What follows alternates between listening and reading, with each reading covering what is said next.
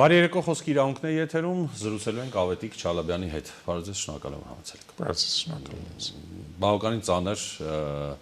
առաքելություն եք ստանձնել Գյումրիում դիտորդական առաքելություն իրականացնելով։ Դրան դեռ առանձին կանադառնանք մինչ այդ։ Կարող ենք ասել, որ Գյումրին մերժեց Փաշինյանին, թե դեռ վաղ է նման դատողություններ անելու համար։ Նախ մի փոքրիկ ճշգրտում Գյումրիում եւ Փարաքարում, թեև ես անձնապես Գյումրիում եմ հասկացրել, բայց հայկվեն իրականացրեց եւ Գյումրիի եւ Փարաքարի բոլոր ընտրատեղամասերի ընտրական գործընթացի դիտորդական վերահսկողություն, ընդ որում տեղամասերի մեծ մասում ներկայացված լինելով երկու դիտորդով, այսինքն դա մեծ հնարավորություն տվեց ըստ էության մեր ուշադրության ներքո պահել ամբողջ ընտրական գործընթացը։ Ինչ վերաբերում է ձեր հարցին, փաստը այն է, որ գործող իշխանությունը ներկայացնող տեխնացուները եւ Գյումրի եւ Փարաքար համայնքներում հաղթանակի չեն ասել, թեև պատկերը մի քիչ տարբեր է։ Փարաքարում կոնկրետ անդիմադիր տեխնացուն է հաղթել մեկ կոնկրետ անդիմադիր տեխնացուն միասնություն դաշինքից, Գյումրիում 4 անդիմադիր տեխնացուներ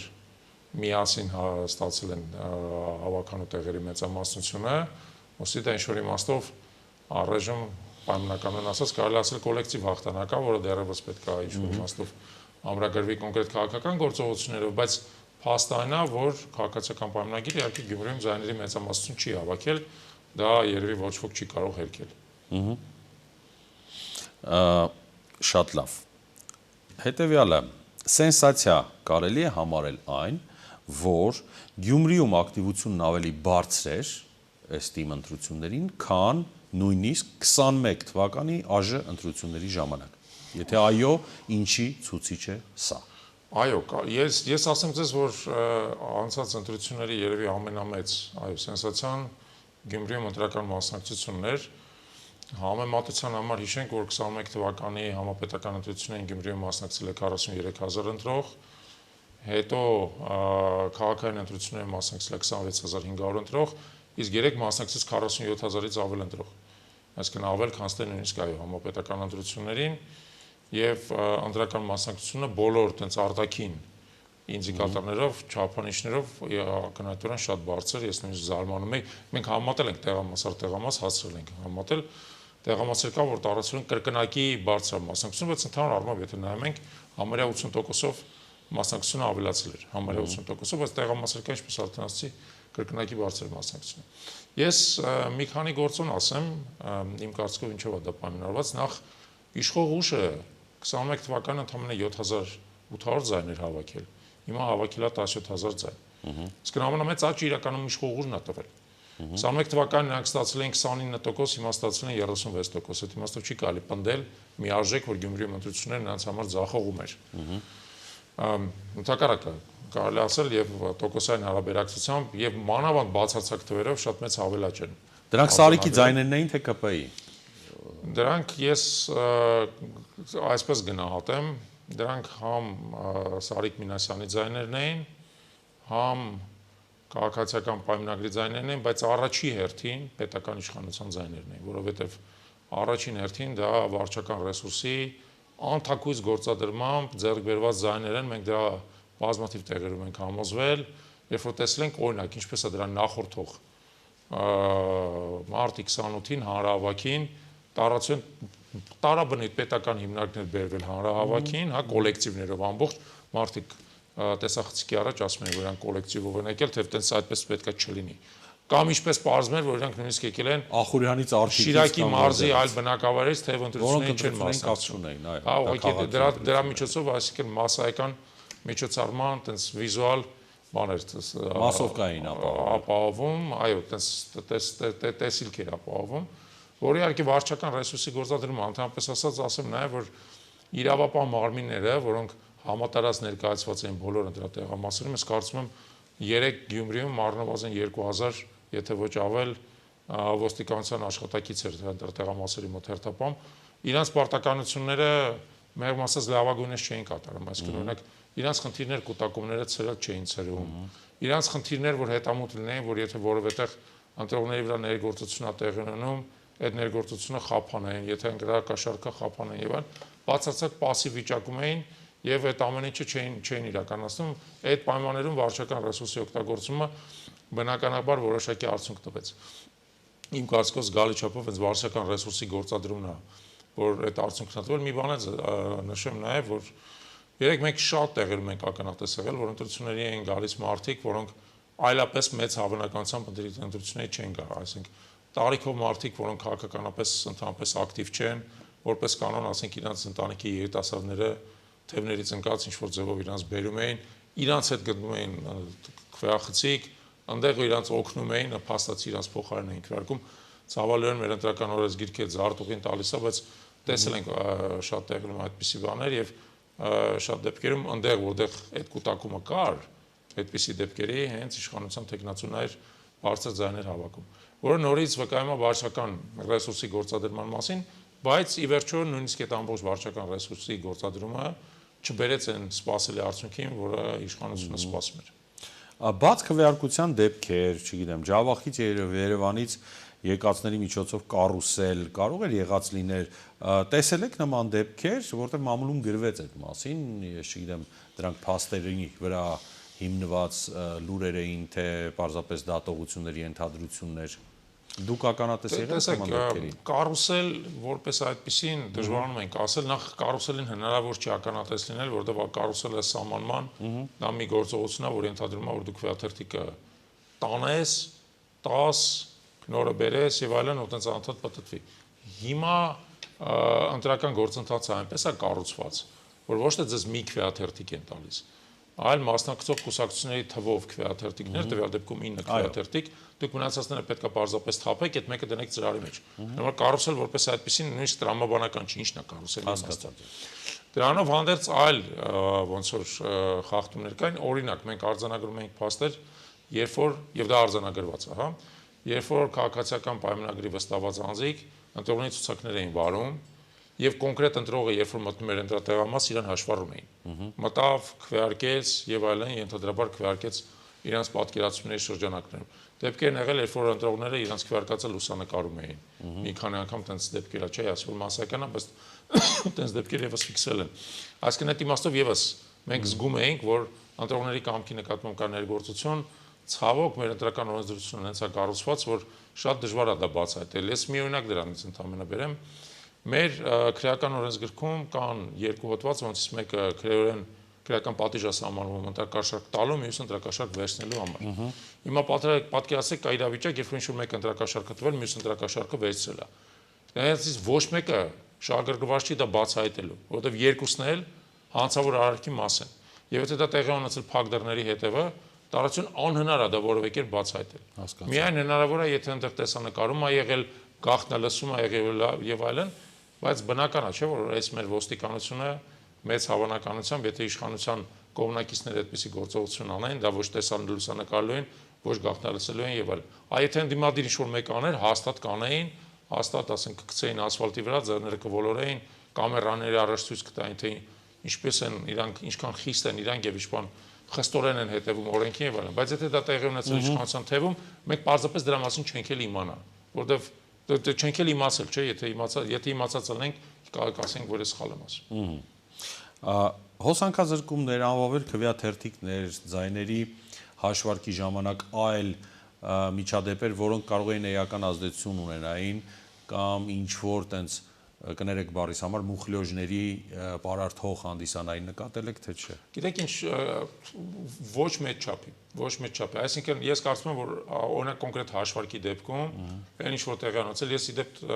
հաշվարկին մասնակցել եմ այն ընտրատեղամասում, որտեղ իշխանության տեխնացուն ամենաբարձր ձայներն է հավաքել, հատուկ գնացել է այդ ընտրատեղամասը, որովհետև ընթացքում էլ այդտեղ աժոտաժային ակտիվություններ ամբողջ ընթացքում, կուտակումներ էին, ընտրողների ուղղորդում էր եւ այլն, ես դրա համար հատուկ գնացի հաշվարկին այդտեղ մասնակցելու, բայց բուն ինքը հաշվարկի գործընթացը բավական թափանցիկ էր, որովհետեւ առնվազն 6 հատ տեսախցիկ էր այդ ընտրական տեղամասում, բազմաթիվ դիտորդներ, վստահված անձիկ, դա 31-70 տեղամասներ, որը շատ հայտնի էր, որովհետեւ ընթացքում հայտնի էր դարել իր բազմապիսի խախտումներով, դրա համար ուշադրությունը շատ մեծ էր եւ ինքը հաշվարկի գործընթացը իմ կարծիքով որպես այդպեսին արդեն տենց խնդրահարույց չէր։ Բայց թե ինչա տեղի ունեցել մինչև այդ, հենց այդ նույն տեղամասում, այո, եւ ընտրողների ուղղորդման դեպքեր եւ կուտակումներ էին բարբերաբար առաջանում այդ տեղամասի դիմացը մենք մոտենում էինք իրավաբաններին հորդորում էինք որպեսզի իրանք այդ կուտակումները ցրեին իրանք ցրում էին տարածում կես ժամից հետո այդ նույն անձիկելի կուտակում էին եւ այլն գալիս էինք մենք ինչ-որ տեղերում կոնտակտի մեջ էինք իրանց հետ մտնում մենք էինք հորդորում որտեղից հեռանան լուսանկարում էինք եւ այլն բայց այդ կոնկրետ այդ տեղամասը իհարկե վատարագույներից մեկն էր եւ իմ ուղղակի տպավորությամբ կիսվեմ որ նախկինի են վաթարագույն, այսպես ասած, բարքերը, այդտեղ լրիվ, այսպես ասած, վերահսկելի էին, հա։ Վերարտադրված էին։ Վերարտադրված էին։ Մարդկանց ասենք հենց վերաբերմունք էլի, որ մեր թաղի տղենա պետք է ամեն գնով ընտրվի բան եւ այլն, զգացվում էր այդ բանը, եւ ասենք նույնիսկ ագրեսիվ բան կար էլի օթում, ասենք ինչ-որ տղամարդ մոտենում է, ասում եմ եկեք մի հատ մոտենանք, տեսնենք այդտեղ կուտակում է, մի հատ մոտենանք խոսենք մարդկանց հետ, ինձ մոտենում ասում դու չես կարող պետք գնաս։ Ասում դու ով ես որ ես բան ասես էլի կամ ինչ-որ կինա մոտենում ասում դուք չեք կարող այստեղ մտնեք եւ այլն էլի այդ ֆոնն էր այդտեղ բնական է եթե մենք այնտեղ չլինեինք շատ ավելի ոնց որ բան կլներ թանձր կլներ այդ ֆոնը մեր ներկայությունը եւ լրագրողների ներկայությունը ուրիշ դիտորդների ներկայությունը այդ ֆոնը որոշակիորեն բաներ անում տարալուծում էր բայց բոլոր դեպքերում այդ այսպես ասած արատավոր բանը միջավայրը այնտեղ պահպանված էր Վերադառնալով քաղաքական բովանդակությանը արձանագրված ցուցանիշներին նայելով Ինչպես կբնութագրեք, կնկարագրեք իրավիճակը մեր քաղաքական դաշտում, ասենք նայելով թվերին, թվերը վերածենք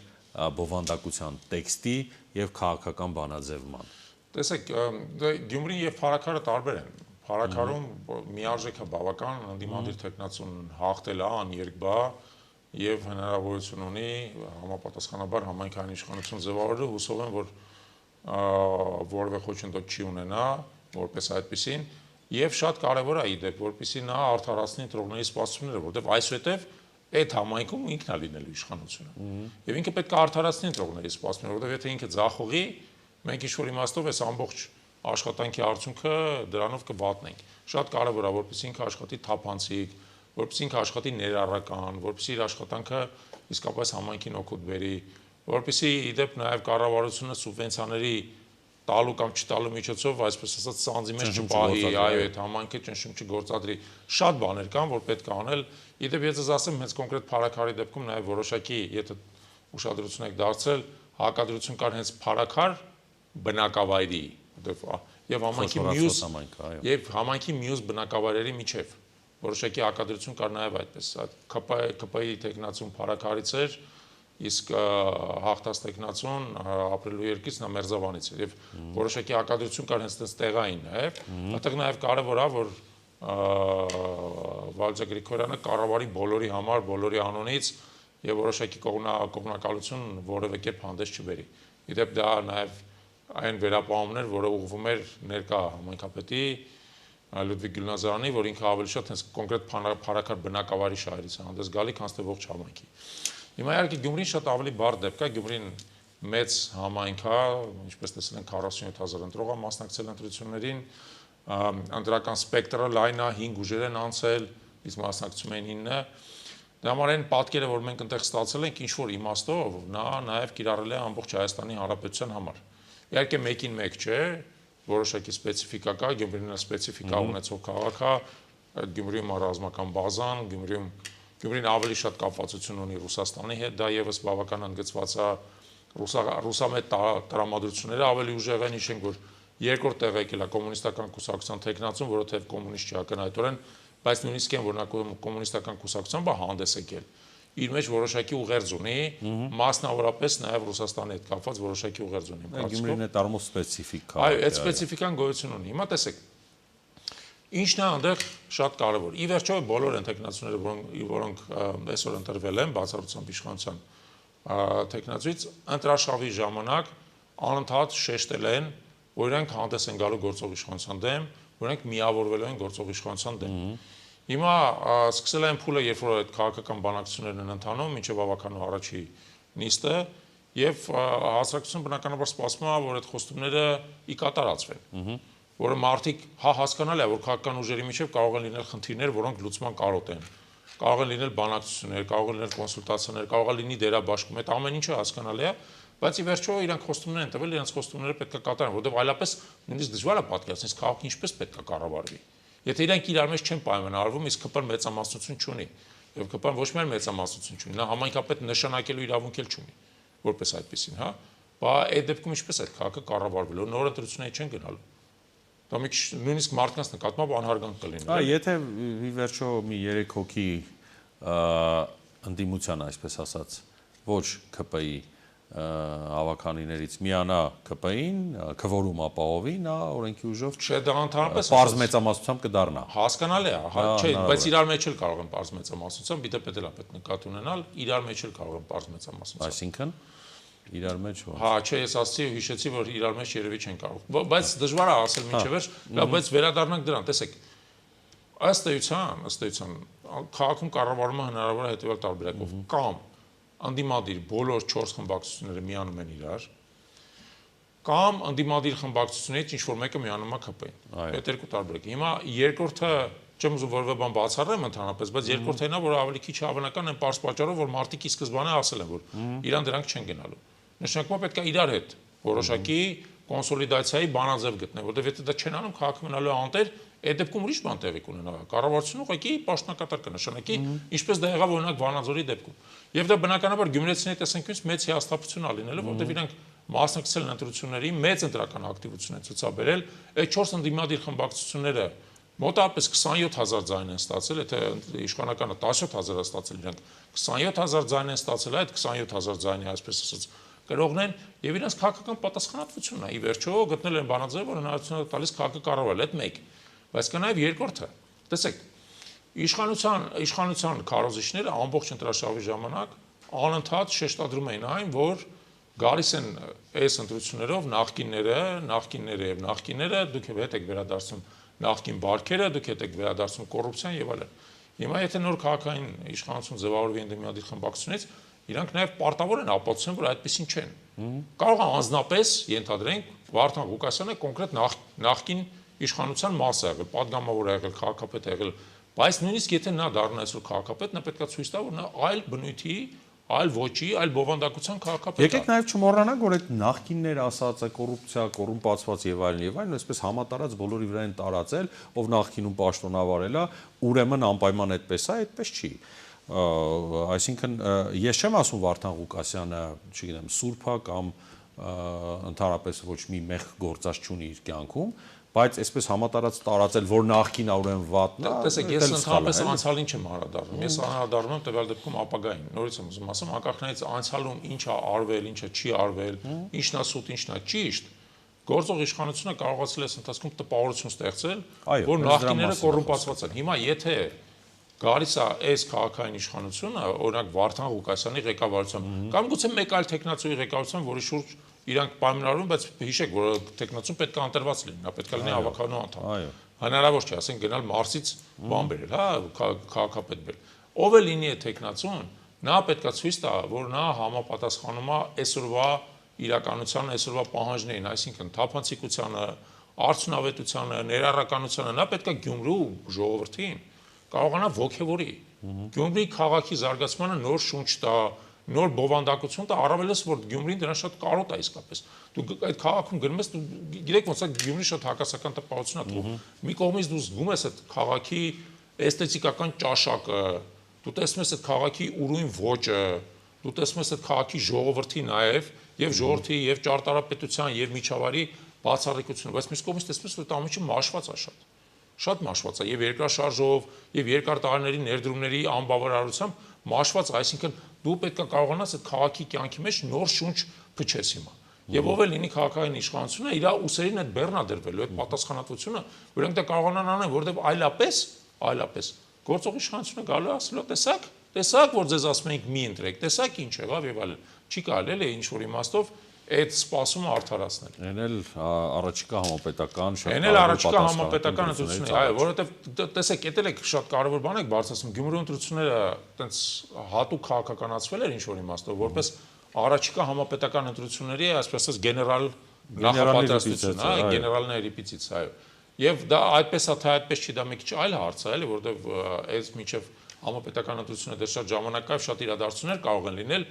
բայց բոլոր դեպքերում եթե կա ինչ-որ իմաստով այդ ակնկալիքը, որ սա է մոտավորապես ապագայի բանաձևը, ուրեմն պետք է այդ ապագայի բանաձևը բնակչության աչքերում իրան արդարացնի։